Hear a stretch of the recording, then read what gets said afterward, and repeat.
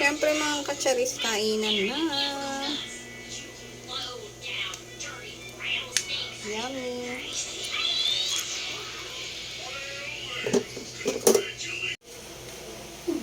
Ito yung gagamitin kong bawang mga katsaris doon sa ating garlic chicken oil. At meron tayong 2 4 6 na sili. Hindi na masyadong maraming sili mga katsaris kasi nga baka masyadong maanghang. Gamit lang ako ng food chopper. Ayaw kasi na masyadong maanghang. Ayan. Ayoko din maghiwa ng sili. Baka ako'y machili-chili. Siyempre, hindi gagana yan kung hindi isasaksak.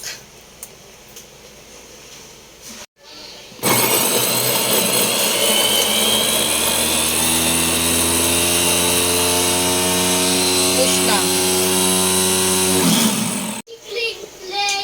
Grabe mga katsaris. Ang dami kong naipon na chicken skin. Hindi ko kasi pinapakain yung mga bata ng skin ng manok, yung mga chicken nila, hindi ko nilalagay. Marinate ko nga pala siya, lagyan ko ng paminta powder para pag prinito siya ay malasa yung balat.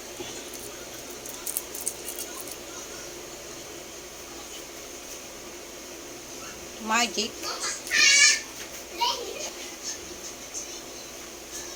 Asin.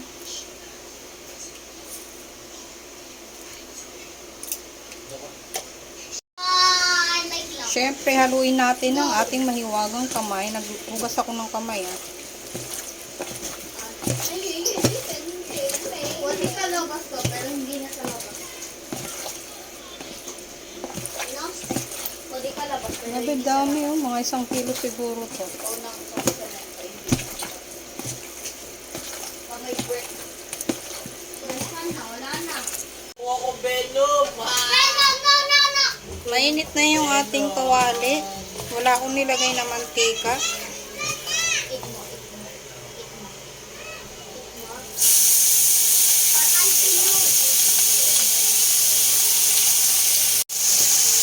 Ayan na mga katsaris. Ang dami, diba? Siyempre, flat natin para pantay yung ng ating chicken skin. Check mo lang, nak. Ayan na mga katsaris, yung mantika ng chicken, nakikita ko na. Dami.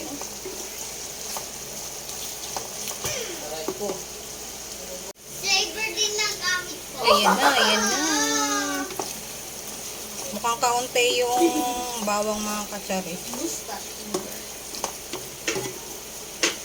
Dami, oh.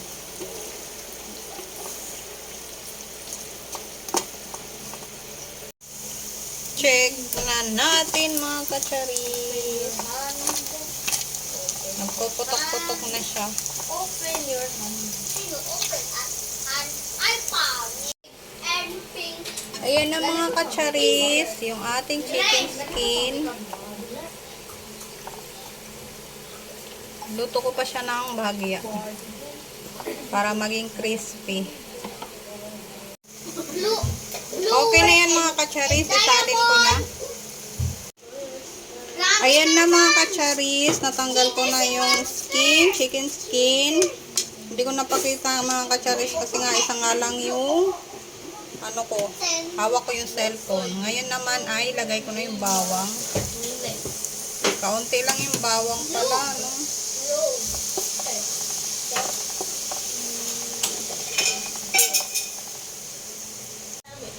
Lagay ako ng aswete powder. Wala akong aswete seed.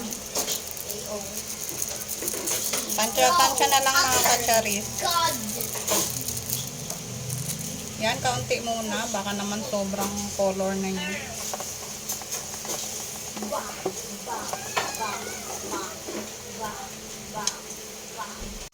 Check na natin mga katsaris ang ating chicken oil. O, diba? Perfect kaayo ang ating chicken oil.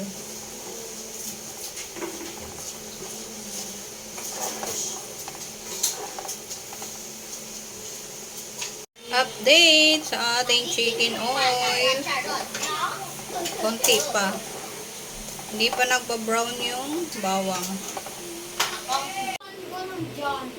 Eto na mga kacharis yung ating garlic chicken oil. Palamigin ko muna siya bago ilagay sa garapon.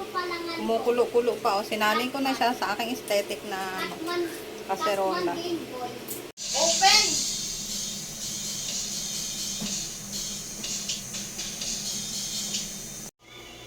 Na-steam na mga kacharis yung ating siomai. Maglalagay tayo ng garlic chicken oil. Ayan yung aking ginawa. Lagay tayo.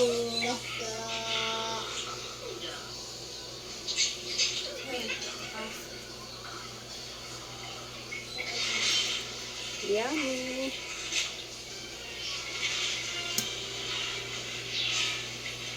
So, maraming garlic.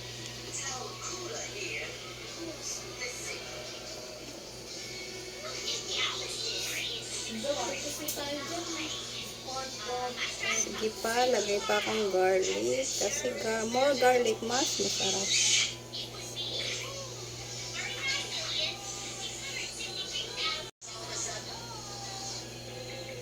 So, maglalagay tayo ng kalamansi. O, diba? Siyempre mga kacharis, kainan na. Yummy.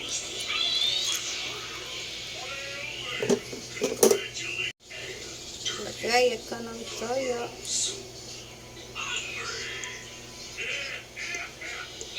Kain tayo.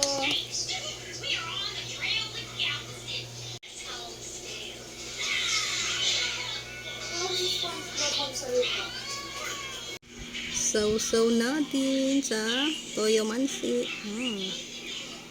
Yummy, yummy. Happy Sunday, everyone. Late upload na naman to mga ka-charis. Oh, diba? Ito na yung ating siomai.